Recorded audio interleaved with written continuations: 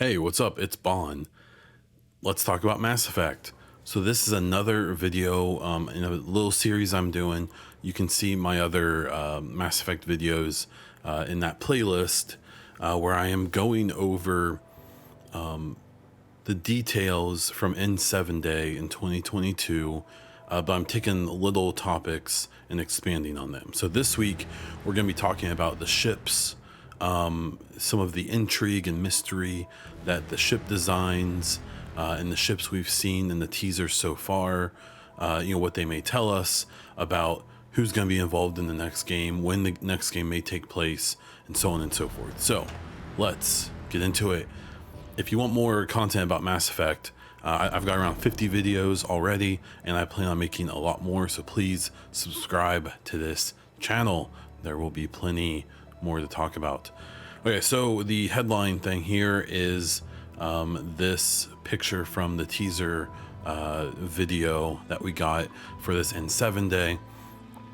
There's a few things to look at. So when it comes to ship design and the ships and the vehicles we're seeing, let's focus on that. So obviously the elephant in the room on this picture is this big, what we presume to be a relay. I have seen a lot of different theories, and even myself have wavered on what I think this is or isn't. I think the one thing we can objectively say is that this is a relay of some type. The big open circle with the obvious spinny wheel thingy that we've seen in the mass relays, this is obviously supposed to be that. That seems indisputable. Now, then you break into some more complicated theories and speculation and such. Like myself, I've seen people refer to this as a mass relay 7, according to this stuff down, the letters and the numbers down here. Maybe Shinobi 602 on Twitter did speculate that like a while ago, I think last year or even earlier, and Mike Gamble came out and said that Shinobi's theory was wrong. Now, Mike Gamble didn't specify exactly what about the theory was wrong. My theory is that this actually stands for Mobile Relay 7. If I just need to blurt out what I think this is, I think that Cerberus was trying to create relays before or during the events of Mass Effect 3. They weren't able to finish, and that this is going to be a thing that we come upon in the post Reaper War universe, where someone has discovered this project that Cerberus was working on and is trying to finish it. And I say that because this has Cerberus colors, but presuming we're in the post Reaper War universe, which everything is pointing to that, I don't think Cerberus is probably still around in name, but either subsidiaries or splinter groups or something like that probably are still around, and maybe they've taken over this work or whatever. I don't know. What I will say is that, and kind of the theme of this whole video is going to be that this is very trilogy era architecture and looks.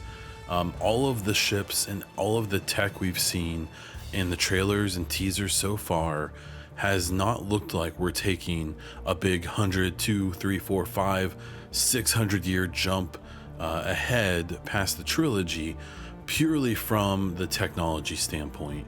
And I'm going to point that out in this picture, but as well as a few others. So one thing that I will point out is if you go back and look at like in Mass Effect 2, after Shepard is fixed up by Cerberus, you go to a ship that is like a Cerberus command ship to interact with the Elusive Man the first time.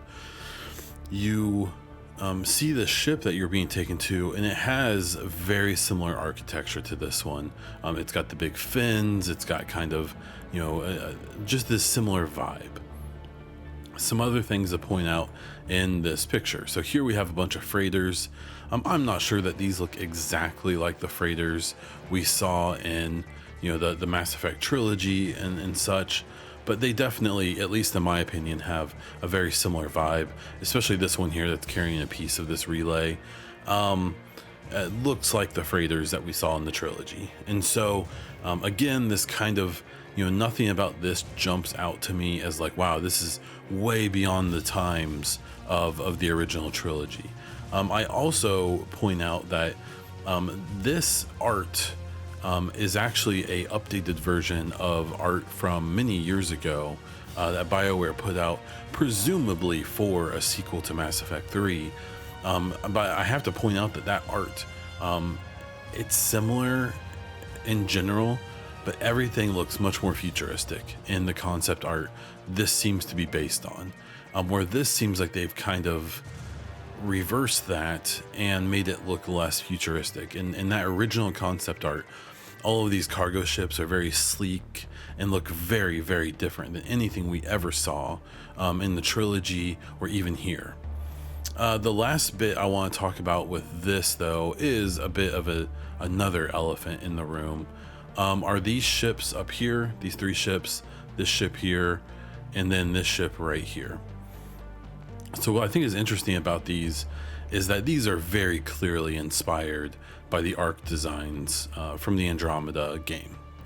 And so in the trilogy, we didn't see anything that he had these. I think that they're called like solar sails or something like that, where you see a distinct ship hull, and then you see four appendages coming off the back, facing slightly forward. So you can see here, you see the ship hull, you see the appendages, same here, and then down here it's most clear. You see a ship hull right here, and then you see these four appendages coming off. Now, I've seen a few people immediately jump to, oh my gosh, that means this is an Andromeda because those are arcs. These don't look like arcs. These look way smaller. If these cargo ships are the size of like typical cargo ships in the Mass Effect series, these are actually smaller and look just a lot different. So I've seen a few theories about this. So maybe we're in Andromeda and this has all been a big ruse. My theory so far has been that all of this stuff is in the Milky Way.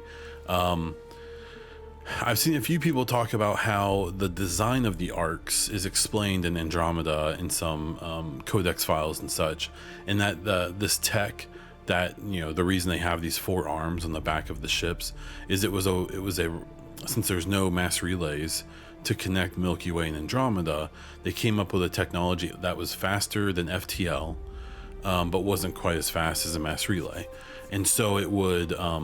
The idea being that without having a mass relay to get to Andromeda, they had to come up with a way to get ships to the, Andromeda faster, or else it would have taken like 20,000 years, which isn't realistic. So instead it took 600 with this technology that used this design. And so some of the theories I've seen are people thinking that in the post-Reaper War universe, that same tech that the Initiative used to get to Andromeda, while the mass relays are being rebuilt or replaced in the Milky Way, you would have seen them using that same technology to just get around the Milky Way. And so I guess the idea was that that tech that they used to get to Andromeda, they could use within the Milky Way, and ships like this, instead of taking hundreds of years to get from one part of the galaxy to another, they can in theory cross the entire galaxy in about a month using this tech. So that's kind of where I'm going. I don't believe, or maybe I'm, have hopium, that this isn't necessarily Andromeda, but that this is using technology that we saw in Andromeda, in the Milky Way universe, because of necessity. It just seems likely to me. It seems likely to me as well, and I've said this a few times, that the Initiative, the remains of it and its technology and the things it knew would still be around the Milky Way even after that mission launched to Andromeda. So I do think it's interesting though. But my takeaway from this mostly was this does look like a big Cerberus ship. I suspect it was at least begun by Cerberus. It definitely looks like a relay. We'll have to learn more about it. These ships and these cargo ships look very trilogy to me. And these ships are obviously inspired by the technology from the Initiative. And I think that it's still in the Milky Way, but I think that They're obviously using that tech for some reason. So this was another piece of the pie that they gave us. The big thing I took away from this was two things. Here you see beneath the N7 Day logo are one of the transport ships or one of the transport shuttles that looks very, very, very, very trilogy-ish. This is essentially the exact same design that you used all through the trilogy, but especially in 2 and 3. It just, this looks trilogy era tech. Same with this down here, and you see a few more examples of it. The Sky Car, there's a better example of it in the next picture. Like I said before, there's people who are theorizing that this game takes place 1, 2, 3, 4, 5, 600 years after the trilogy. From what they're showing us so far, I'm not seeing it. This looks like trilogy era tech. Maybe they decided to keep the same ship designs for 600 years. I highly, highly doubt it. So just some food for thought there. Okay, here is another example where we're seeing there's a Sky Car here, there's multiple ones in the air. These are the same design. This is the same design as the Mass Effect original trilogy. It's just, like I've said multiple times now, I really believe if this game was supposed to take place 500-600 years after the trilogy, I would expect this technology to look different. Now we do go back to this, and we had the teaser poster from last year. We had this ship that has the SFX branding. That was it's called Science Fiction Game. It essentially is what the Mass Effect was called before they actually named it. This design has gotten all kinds of opinions on it. There's some people who say, oh wow, it looks just like the Tempest from Andromeda. Oh, it looks... My thing about this has been that this has the same color scheme as the original Normandy. The original, not the SR2, but the SR1, where it has the white and black and red insignias and striping and such. My theory with this is that after the Reaper War and after all of the destruction and the draining of resources, is that I'm actually suspecting this is a really, really old ship that for whatever reason, our crew, whoever we're playing with here, has had to pull some old tech from the Alliance and just to get around to start investigating things. This doesn't look futuristic to me. This, if anything, looks actually like older tech than what we saw in the original trilogy. This also doesn't appear to be like a main, like I don't think this is going to be like our new Normandy. This looks like almost a shuttle, because if you look up in the cockpit and you look at the size comparison here, this is more than likely, in my opinion, like an expeditionary vessel or something where you aren't traveling across the galaxy in this. This lands inside of a ship that is traveling across the galaxy. But this also comes down to interpretation. And then the final thing here is from the old 2020 video game awards trailer. We had this ship here. Now this ship, if you've seen some of the really old Mass Effect concept art, this is the Mud Skipper, or at least it appears to be. This appeared in some similar concept art back in the day, where instead of a Solarian human and Krogan, there appeared to be, I think it was instead of a Solarian, there appeared to be a Angaran. So because of that connection, people have made, originally kind of, I think, pointed out like, oh, maybe this is in Andromeda and Liara went to Andromeda. I don't think so. I think that was really old concept art. That was when I think they were still making Andromeda, the old version of this art, and I think it's just been updated to reflect what it would be in the Milky Way. This ship and this ship are not the same. So just to keep that, in mind. If you look here, there's two engines very close to each other. This looks like a very small ship.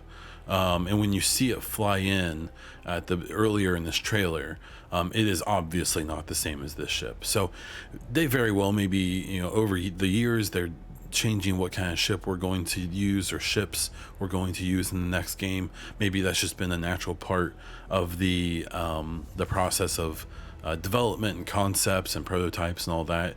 But this appears to be another one. And again, I would say that this still doesn't look like some cutting edge tech that looks way beyond what we had in the original trilogy, which you would think we would see if we were talking about a game that is 400, 500, 600 years after the original trilogy.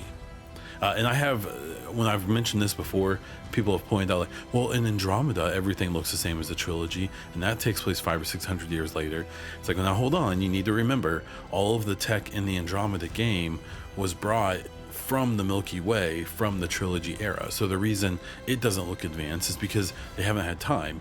In their timeline, they're still basically in that trilogy. Now, obviously, because they were asleep for 600 years, they've advanced in time, but not in technology yet. So, I don't know. I don't know how much to really glean or take from all of this. I think it's interesting to talk about and point out.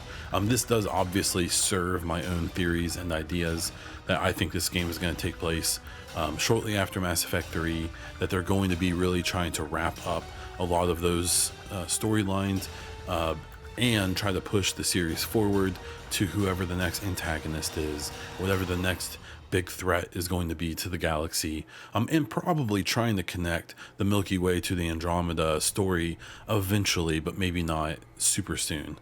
But, you know, those are just my theories. So, down in the comments of this YouTube video, please let me know what you think. Also, if you like this video and you want to see more and discuss this stuff more, please subscribe to this channel, like this video, and like I said before, comment down below. You can catch me on social media as Bondiesel, at Bondiesel on Twitter. You can catch me on Twitch as Bondiesel, as well as Instagram and some other places, including Hive, if its servers ever come back up. I have a podcast called The EchoCast. I do weekly updates with gaming news and stuff like that. I definitely focus on Mass Effect. I also occasionally have people to interview on. I've talked to Mark Dara, Yannick from the Division team, and so on and so forth. I have more interviews coming in January. I'll talk more about those soon. So please check out my podcast on all podcast platforms, as well as this YouTube channel called The EchoCast. And that's all I have for this one. So until next time.